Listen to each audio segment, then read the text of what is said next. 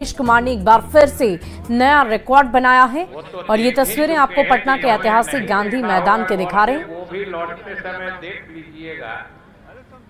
उसी मंच से हमारे मुख्यमंत्री जी ने कुछ महीने पहले ये घोषणा की थी नई सरकार के गठन के समय कि हम आने वाले समय में बिहार के 10 लाख नौजवान जो बेरोजगार है, नवयुवती जो बेरोजगार है, उनको हम सरकारी नौकरी देंगे।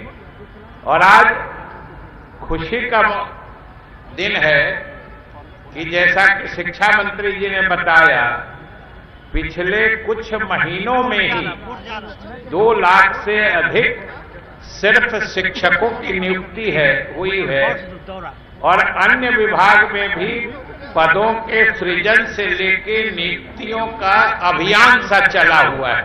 लाखों लोगों की नियुक्ति हो चुकी है और मेरे लिए और भी प्रसन्नता की बात है क्योंकि पिछली सरकार में मुख्यमंत्री जी ने मुझे कुछ दिन शिक्षा विभाग में काम करने का मौका दिया था और मुख्यमंत्री जी की शुरू से इच्छा रही थी कि शिक्षक तो विद्यालय में जाते हैं और शिक्षा के सार्वजनिकरण में, मतलब हर स्कूल जाने के उम्र का बच्चा स्कूल पहुंच जाए, इस दिशा में हमने अच्छी प्रगति हासिल कर ली। लेकिन हमारे विद्यालयों में गुणवत्तापूर्ण शिक्षा हो, इसके लिए योग्य और मेधावी शिक्षक नियुक्त हो, इसके लिए मुख्यमंत्री जी की चिंता शुरू से रहती थी। और आज आप जिस प्रणाली से नियुक्त होके यहाँ नियुक्ति पत्र लेने आए हैं, मुझे खुशी है कि इस प्रणाली का सूत्रण मुख्यमंत्री जी के निर्देशानुसार जब हम शिक्षा मंत्री थे उसी समय हुआ था और आज उसके तहत लगभग 97,000 आप नवनियुक्त शिक्षक यहाँ पर मौजूद हैं, नियुक्ति पत्र ले रहे हैं। ये बड़े ही संतोष की बात है और सरकार के लिए उपलब्धि की बात है। और आप जो नियुक्त हुए हैं, मैं आपको बधाई देता हूँ। हमेशा याद रखिएगा कि आप अपनी योग्यता और मेधा के बल पर नियुक्त हुए हैं। आपने अपनी मेधा और योग्यता प्रमाणित कर दी है। अब बिहार के बारे में, शिक्षकों की योग्यता के बारे में कोई प्रश्न चिन्ह खड़ा नहीं हो सकता है और ये आपकी नियुक्ति से स्पष्ट हो चुका है। और आपको शुभकामना भी हम देते हैं कि आपकी योग्यता मेधा प्रमाणित हो चुकी है, लेकिन आपको अपनी निष्ठा भी प्रमाणित करनी है। और निष्ठा प्रमाणित करनी है 2 तरीके से। एक तो जिस सरकार ने या जिस तरह की प्रक्रिया निर्धारित करके आपके जैसे मेधावान और योग्य शिक्षकों की नियुक्ति का माहौल बनाया गया है, उसका भी आप। तो बिहार के वित्त मंत्री को आप सुन रहे थे। उन्होंने कहा कि कैसे ये बिहार के लिए ही नहीं बल्कि उन शिक्षकों के लिए भी ऐतिहासिक पल है और गौरव का पल है। बढ़ते अगली खबर की ओर। शिक्षक बहाली के दूसरे चरण में करीब 98,000 नए शिक्षकों के बीच नियुक्ति पत्र का वितरण किया गया। पूर्णिया के इंदिरा गांधी स्टेडियम में भी समारोह आयोजित कर 2077 अभ्यर्थियों के बीच नियुक्ति पत्र का वितरण हुआ है और इसी के लिए 20 काउंटर बनाए गए थे। खास बात यह रही कि उत्तर प्रदेश और दूसरे राज्यों से भी बड़ी संख्या में अभ्यर्थी शिक्षक नियुक्ति पत्र लेने के लिए पूर्णिया पहुंचे। उन्होंने मुख्यमंत्री नीतीश कुमार को धन्यवाद भी दिया है।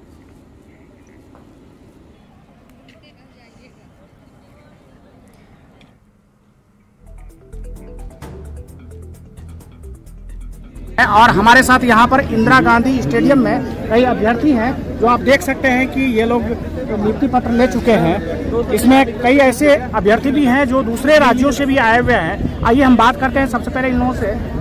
क्या नाम हुआ आपका? मेरा नाम नेहा यादव है। कहाँ से आई? मैं गोरखपुर उत्तर प्रदेश से आई हूँ। अच्छा, यहाँ पे नियुक्ति पत्र जी किसमें लिए हैं आप? मेरा 6 to 8 में हिंदी के पद पे, शिक्षिका के पद पे मतलब चयन हुआ है। तो कैसा है यहाँ पर व्यवस्था? सबसे पहले तो मैं माननीय मुख्यमंत्री जी को बहुत तहे दिल से धन्यवाद कहती हूँ कि उन्होंने अन्य राज्य के अभ्यर्थियों को भी ये मौका दिया कि हम यहाँ आएँ और अपनी सक्षमता को प्रदर्शन के रूप में करें और शिक्षिका के पद पे हम मतलब बन पाएँ और हम अपनी सेवा दे पाएँ। बिहार सरकार को मैं तहे दिल से धन्यवाद कहती हूँ। आपका क्या नाम हुआ? मेरा नाम दीक्षा यादव है, मैं यूपी से हूँ, यूपी के आजमगढ़ से। अच्छा, दूसरे राज्य से बिहार आया है शिक्षक बनने के लिए। हाँ सर। बिहार के लोग दूसरे राज्य में जाते थे, अब बिहार में आ रहे हैं। हाँ सर, ये बिहार की गवर्नमेंट ने हमें ये चांस दिया, हमें ये मौका दिया कि हम यहाँ आए और अपनी एबिलिटी को शो करें। आप देख सकते हैं कि यहाँ पर दूसरे राज्यों से भी अभ्यर्थी आए हुए हैं और लोगों में काफ़ी खुशी है और लोगों का कहना है कि वे लोग बिहार में नौकरी के लिए आए हैं। पहले बिहार के लोग दूसरे राज्यों में जाते थे, लेकिन अब दूसरे राज्यों से भी बिहार में नौकरी करने के लिए लोग आ रहे हैं। कुमार प्रवीण, न्यूज़ 18 पूर्णिया। और इसी बीच दिल्ली से आपको बड़ी खबर बताएं, सूत्रों के हवाले से बड़ी जानकारी आपको दे। इंडिया अलायंस की वर्चुअल मीटिंग खत्म हो गई है।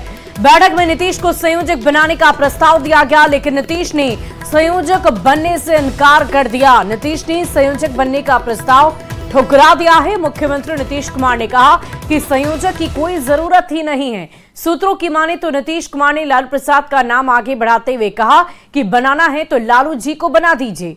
सूत्रों के हवाले से खबर तो यह भी है कि मल्लिकार्जुन खड़गे इंडिया अलायंस के चेयरपर्सन बने हैं। कांग्रेस अध्यक्ष इंडिया अलायंस के चीफ बनाए गए हैं।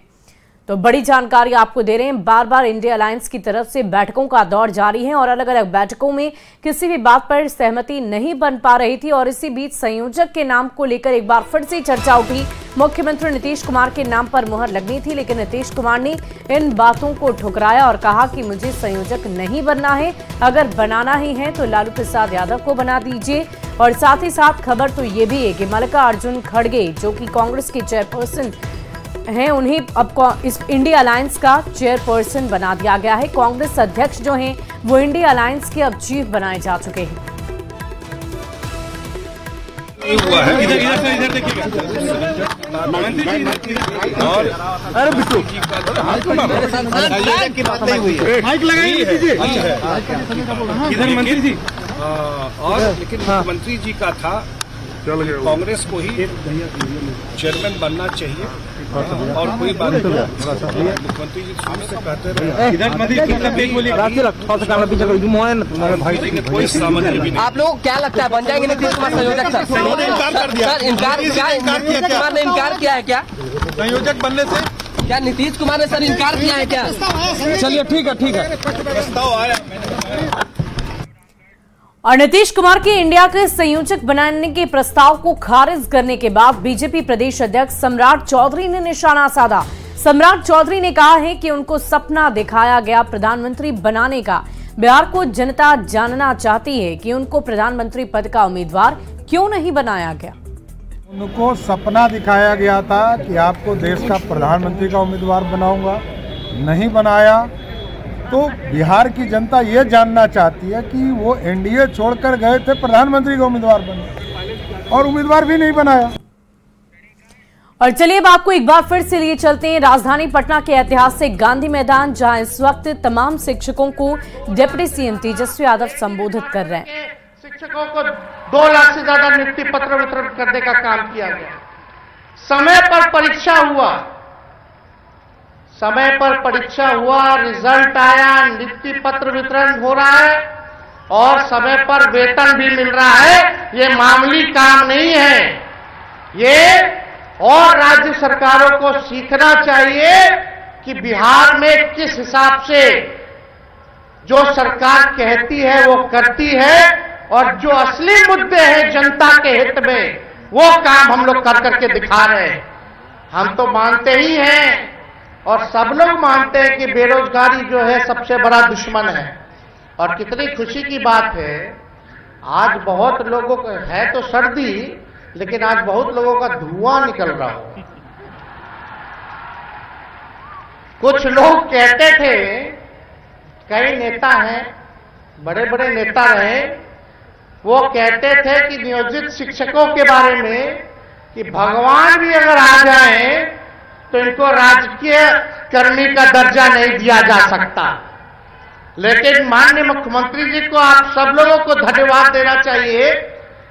पिछली बार जब नियुक्ति पर पत्र का वितरण हो रहा था। 1,20,000 लोगों को नियुक्ति पत्र वितरण किया गया।